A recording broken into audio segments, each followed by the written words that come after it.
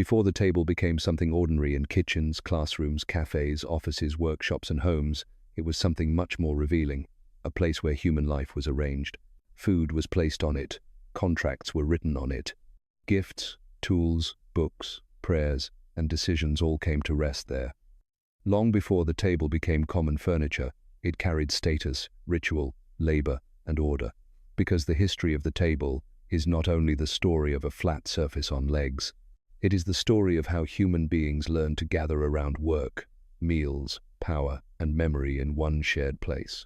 Tables are known in the Western world from at least the 7th century BCE, and early Egyptian, Assyrian, Greek, Roman, medieval, and modern forms all changed what the table meant in everyday life. Before the table became common, human activity still needed surfaces. That may sound obvious, but it matters more than it first appears. Human beings have always needed places to put things down, prepare food, sort materials, display objects, and organize daily life. But a dedicated table is more than just any raised surface. It separates what is being handled from the ground. It gives work and ritual a defined place. It creates order in space. And that is why the table, simple as it seems, quietly changed civilization. The earliest history of the table is difficult to fully recover because furniture is fragile, especially when it is made of wood.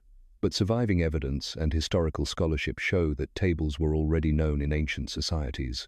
Britannica notes that the table was known and used in the Western world since at least the 7th century BCE, while Egyptian tables were made of wood, Assyrian examples of metal, and Greek ones usually of bronze. This tells us something important right away. The table was never a single thing. It changed with material, climate, wealth, and purpose. And that was the first transformation of the table. It turned space into intention. A table says that something is about to happen here. A meal, a task, a judgment, a conversation, a lesson, a ceremony. Unlike a chair, which holds the body, the table holds the action between bodies. It is one of the quietest ways human beings organize shared life. Ancient Egypt gives us one of the earliest powerful windows into this story. The Met preserves ancient Egyptian offering tables and low tables, showing that raised surfaces were already tied not only to practical use but also to ritual life. An offering table from the Middle Kingdom and an earlier low table from the early dynastic period show that tables were part of both sacred and everyday material culture across very long spans of Egyptian history. In other words, the table did not begin merely as domestic furniture. It was also a stage for devotion, presentation, and symbolic order. And maybe that is the hidden twist in the early history of the table. The table was never only practical, it was ceremonial. That matters because a table does more than support objects, it elevates them. Food on the ground is one thing. Food on a table becomes arranged, offered, or shared in a more formal way. A tool on the ground is storage. A tool on a table becomes work in progress. A gift on a table becomes presentation. A table changes the meaning of what rests upon it. In the Greek and Roman worlds, tables became even more expressive. Britannica notes that Greek tables were usually of bronze, while Roman tables could take on elaborate forms, including carved supports shaped like animals, sphinxes, or grotesque figures. That is not just decoration. It shows that tables had become objects of style and identity as well as utility. A table could now speak about wealth, craftsmanship, and taste. It was no longer only a support for life. It had entered the language of display. Then came one of the biggest emotional shifts in the history of the table. It became social. Britannica notes that although tables were used in ancient Egypt, Assyria, and Greece, it was during the Middle Ages, with the growing formality of life under feudalism, that tables increasingly took on social significance. That is a remarkable point. It suggests that the table was no longer merely an object in a room.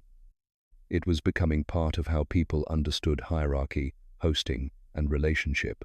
Where you sat, whether you were invited, what table you approached, and what happened there, all began to matter more. A table does not just gather people, it arranges them. That is why tables are more emotional than they look. A long table can create ceremony. A family table can create belonging. A judge's table can create distance. A school desk can create discipline. A negotiation table can create tension. A bedside table can create intimacy. The table is one of the great silent organizers of human behavior. In medieval and early modern Europe, the form of the table also changed. Britannica notes that tables with attached legs appeared in the 15th century.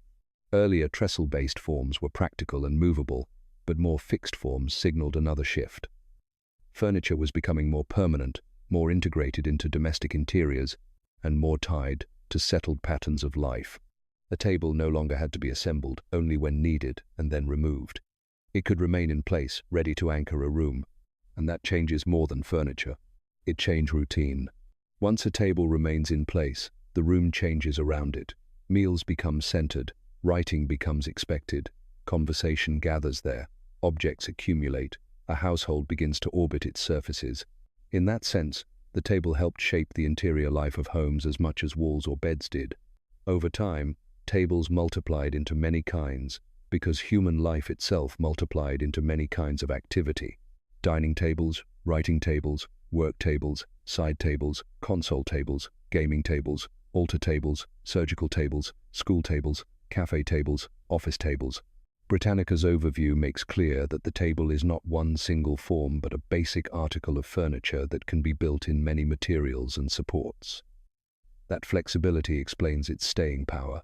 The table survives because almost every structured human activity eventually asks for one. But the table's story is not only about usefulness, it is also about equality and inequality. A table can unite people, but it can also reveal who has power. The high table tradition, the head of the table, the negotiating table, the conference table, the examination table, the communion table, these are not neutral spaces. They distribute visibility, attention, and authority. A person placed at the center or head of a table is rarely there by accident. The table can look flat and fair, yet still preserve hierarchy. That is one of its most fascinating contradictions. It invites gathering while quietly preserving order. And maybe that is why the table feels so central to memory. Many of life's most human scenes happen around one. Families eat around tables. Children learn at tables. Lovers talk across tables. Friends linger at cafe tables. Workers bend over tables. Students worry at tables. Letters are written at tables. Arguments erupt at tables. News is delivered at tables. Holiday meals, quiet breakfasts, late-night study sessions, sewing, mourning, prayer, celebration, paperwork, mending, and making all happen there. The table holds not just objects, but moments. That may be its deepest emotional role. The table receives what people bring into life together. Unlike a chair, which serves one body, the table often serves the space between people. It is where separate lives temporarily become shared. Even when someone sits alone at a table, the object still carries the memory of gathering. It suggests that food, work, thought, or feeling has been laid out in a form that can be faced. Modern design transformed the table again through industry. Mass production, new materials, and design movements made tables more varied and widely available. Britannica's broader furniture history and industry coverage note the long movement from handicraft traditions toward industrial manufacture, while museum collections such as the V&A show centuries of furniture production and design evolution. The table, like the chair, gradually moved from crafted prestige object to ordinary part of modern life. That was perhaps the table's greatest democratic shift. It became ordinary, not ordinary because it lost meaning, but because it entered almost every part of life. Once tables became common, they stopped belonging only to elites, ceremonies, or specialized settings. They became kitchen tables, school tables, folding tables, bedside tables, picnic tables, workbenches, conference tables, cafe tables. The table did not shrink in importance when it became common. It grew.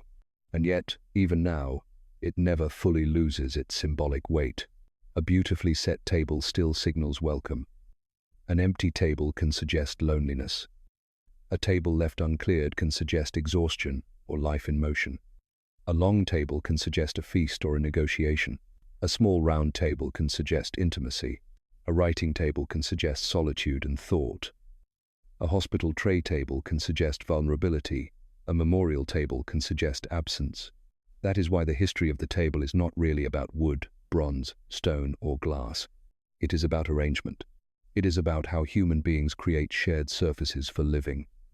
A table gives shape to action. It tells food where to be served, tools where to be used, books where to be opened, and people where to face one another. It is one of the simplest ways civilization turns chaos into form. So when you look at a table now, do not see only a flat top and legs. See the ancient Egyptian offering table, see the low tables of early civilizations, see the Greek and Roman makers shaping bronze and carved supports. See medieval halls where tables gained social meaning. See the 15th century shift toward fixed-legged tables. See workshops, kitchens, monasteries, courts, schools, cafes, offices, and family homes.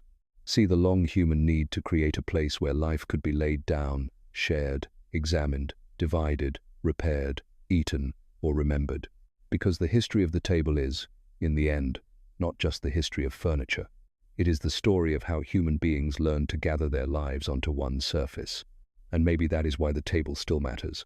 Not because it is dramatic, but because so much of being human happens there. If you stayed until the end, then maybe a table no longer feels like just another object in the room. Maybe it feels more like gathering, memory, work, home, or one of those quiet inventions that helped organize human life without asking for attention. So I'd love to hear from you. When you think about a table, what does it mean to you most? Family, conversation, labor, belonging, or something deeper? Share your thoughts in the comments. And if this story stayed with you, don't forget to like, subscribe, and turn on the bell for more storytelling videos about the ordinary objects and quiet designs that changed human history.